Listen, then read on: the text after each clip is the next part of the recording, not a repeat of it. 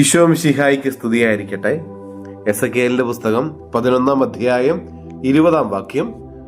അങ്ങനെ അവർ എന്റെ കൽപ്പനകൾ അനുസരിച്ച് ജീവിക്കുകയും എന്റെ നിയമങ്ങൾ ശ്രദ്ധയോടെ പാലിക്കുകയും ചെയ്യും.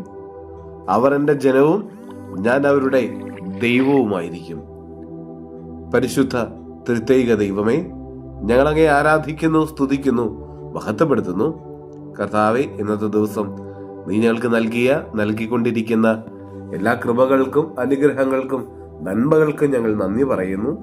ഞങ്ങളെയും ഞങ്ങളുടെ കുടുംബത്തെയും ഞങ്ങളുടെ കൂടെയുള്ളവരെയും ഞങ്ങളുടെ എല്ലാ നിയോഗങ്ങളെയും പദ്ധതികളെയും കർത്താവെ ഞങ്ങളുടെ കരങ്ങളിലേക്ക് സമർപ്പിക്കുന്നു.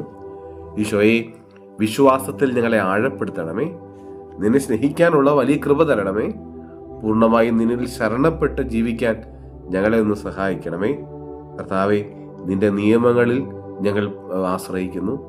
ഈശോയെ, നിന്റെ നിയമങ്ങൾ ഞങ്ങളുടെ പാദങ്ങൾക്ക് വിളക്കായിരിക്കട്ടെ. ഈശോയെ, നിന്റെ നിയമങ്ങൾ, നിന്റെ കൽപ്പനകൾ ശ്രദ്ധയോടെ പാലിച്ച് നിന്റെ മുമ്പിൽ വിശ്വസ്തയോടെ ജീവിക്കാനായിട്ട് ഞങ്ങൾക്ക് കൃപ തരണമേ. കർത്താവായ ഈശോയെ, നീ ആഗ്രഹിക്കുന്നത് പോലെ നിന്റെ ഇഷ്ടത്തിനനുസരിച്ച് നിന്റെ പദ്ധതി അനുസരിച്ച് ജീവിക്കാൻ ഞങ്ങളെ സഹായിക്കണമേ.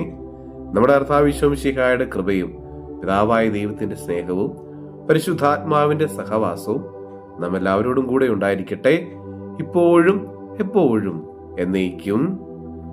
ആമേൻ.